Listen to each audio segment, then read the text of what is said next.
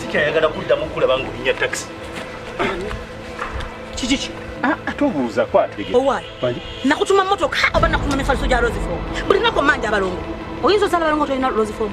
Bayinanga hidest. Akale fiti siripo. Orthopedic obakubira bukubiza essimu ng'omufaliso gukutuukako. Osasula amaze ggula bakutuddamu nakuuka.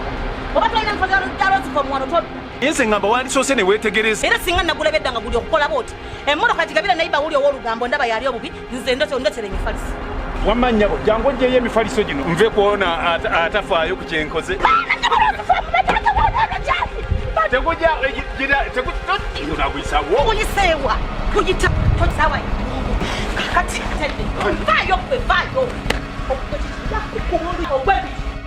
For inquiries, visit our depots or contact us on +256 200 907 181 or email us at roykimsil@gmail.com or visit our website info@roykimsindustries.com. Roseform, home of high quality mattresses.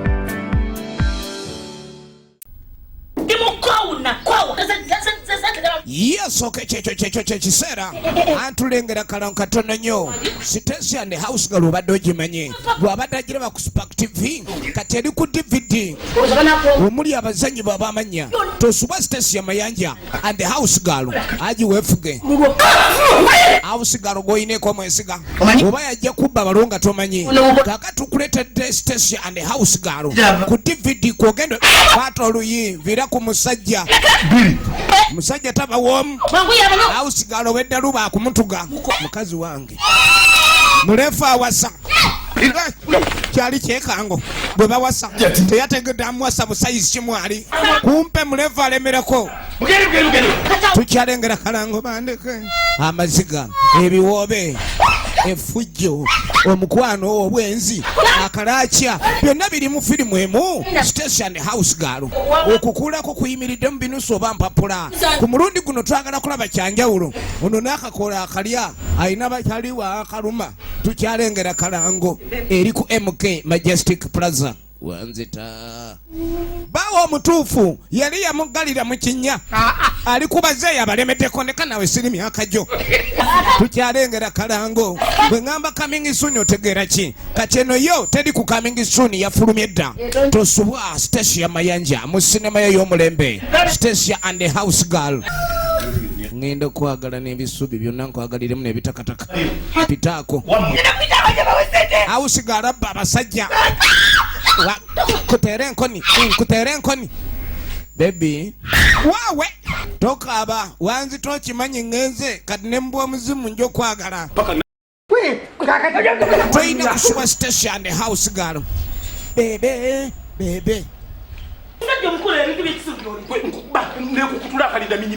tukyali kalankatono nnyo tosuwa abazanyi bo Nankya Whitney omuli Sematimba Ibrahim kulabako Rehema etendekeddwa Sololence okuva mu All Magic Production nyumirwa nga bw'oyiga ndowooza okitegedde abadde ayagala kumanya mannya go kimala kati ne bw'ogenda No, I'm fine. You like no, I'm fine.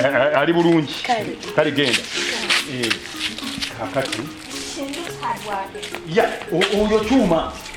oyo kyuma gola buyi umanye kyuma kino kibaweesezaako binne wabyo fido yoyo alina amaanyi galinga gaddubuto maama yewaali nga bwomanya muntu yawali awali maama kyonna kyaba ajja kuleeta mu olukalikali nga bwomanya omuntu abantu abakati naye manya nti maama abanga nakati whereby asimbwa wali kikoomi kikadde kati naye akola byaba akoze ebyo please ebimu musaasire olw'embeera gyalimu kubajja kulaba nga byokola ate biri waggulu wa myaka gye ye tabitegeera sige kati mutwaliraawo nange siri musanyufu nnyo okuba nti maama yandiyingidde nga mu mukwano gwange naawe naye tukirekererayo nga bwomanyi nti ebimu biba bibakwasa bujja emyaka givagira so kati kanjiremu kanetololemu katono Okay. I'll be back later on. Come back. Okay. Okay. I love you. I love you too.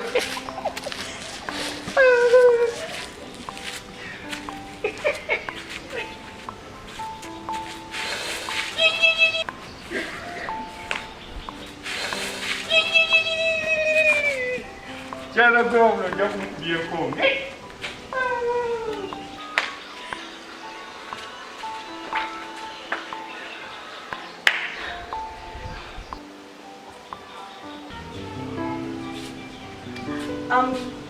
Batuusa.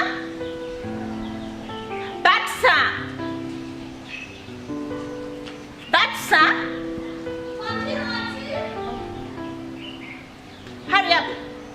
Hurry up.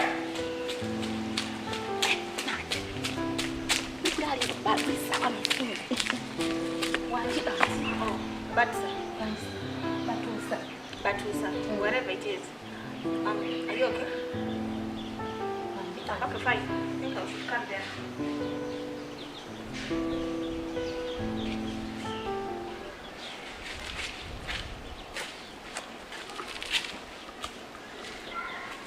You know, I don't like the way I call you and you sit down like that. It is so nagging. Get me where I sit. Get me a seat. Yeah, aunt. Get me a seat. What's wrong with you? Auntie, auntie. No, today and table, I need to sit. Hey.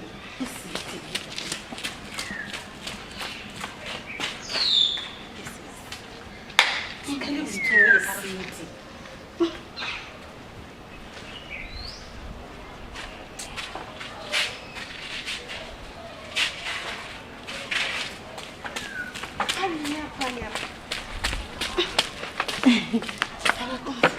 But this take it.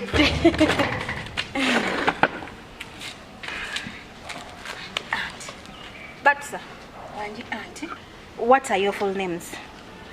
Yeah. You know what? I am not here to waste my time with you. I don't deal with people who don't understand English at all. Kati njagala nkubulire, if you understand, understand. If you don't understand, ugenda gobewa ku mulimu. Why are you nodding your head? Okay, fine. That means you're understanding what I'm saying. Okay, fine. But I have my rules here. If you want to be here with me, I don't speak vernacular. I don't deal with people who speaks vernacular. In future, ngenda kuzala abana bange banji. Ate abana bange sagala bogere Luganda. So I don't think I'll deal with you but amanyi mu yadde yes or no. You get? First of all, I don't deal with people who don't understand English. That is me. Second, sagala muntu yemolera ku musajja wange ebyo bibakuyita nojja uncle. I don't want that crap. Bobo baddo chikola chikome. Third, cereal late. Senior porridge, senior black tea, nywa mata, goka, genjagala, juice tankola bubi in the morning. So after giving me juice, you have to make sure ontegekerayo amata every day. Never in your life give me black tea and porridge. I don't eat late. And by the way, I don't eat simanyi matoke, baganyigide, simanyi mushi. I don't eat that. I don't eat posho. I don't eat beans. I don't eat ntula. What those things I don't want. I want fried chicken. I want fried meat. I want beef. You understand? Yeah. Engoye za daddy zino kubanga ever zili clean. Not only daddies, nezang. Everything of mine. You have to make sure that all the boxes are clean. Everything is clean. I want my house to be clean. Bino bya cleaning enyumba. Look at this for God's sake. Huh? No cleaning enyumba kuno ne mutalongosako. What is that? There. Bona bali bwe but look at the color. Eno yonna olina okusiimulayo. Tulina okufuna delada ogende wagulu. You have to clean my pavers. Mulina okulongosa enyumba eno yonna nabubi mumukwe mulongosa. The compound has to be clean. That is what I want. That is what I want you to do every day. The toilet has to be clean. The bathroom has to be clean. Everywhere has to be clean. All day. I am going. Any question? Fine. That means bulichimu oshitegede. That means bulichimu oshitegede. Any mistake, you leave this place. And I won't sympathize with you. Auntie, mpulidde ongambye nti buli kimu kitegedde. Oyo get amazima gali nti. Nze batuuse You know what? I don't have time to listen to your crap. The way you've been nodding your head, shikulaga nti buli kimu okikozesha. And since you got nothing to say, sitegedde munekimu kubanga nze mmanyi Luwarabu anti nze nasoma Luwarabu juzu amma Qur'ani Oh, madam. yasaluna kati have a obadde good day. kati nkulindire wano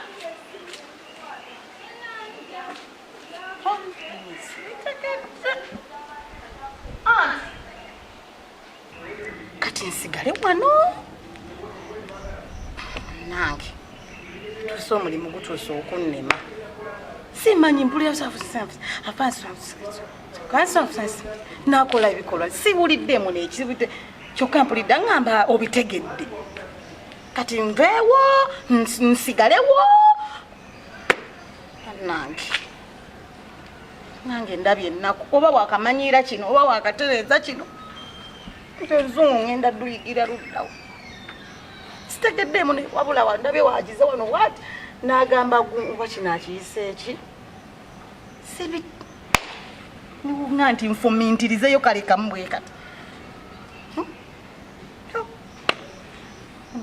anti atalabika mukambwe tamanyi oli lwakuba ndowooza obukambwe engeri gye buli bwa luzungu baba tebalewogana nnyo naye batuusa nfudde kati bannaye era abalina sansi ezisoma musome kati raba omulimu genda kunnema lwa luzungu singa mamange ne tata wange tebaafa oba oliawo singa kale etegedde yakamu naye mpulira fensansi nayimuka n'agenda kati oba ntuule wano oba nze ndabye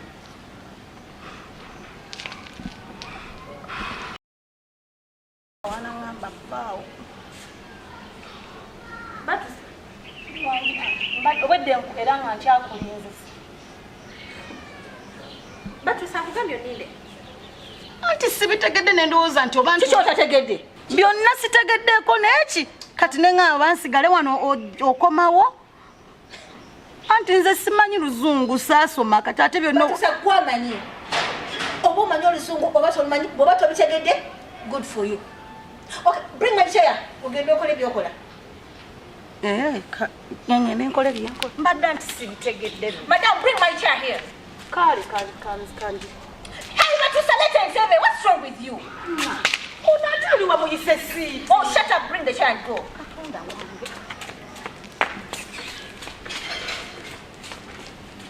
Put it where it's supposed to be.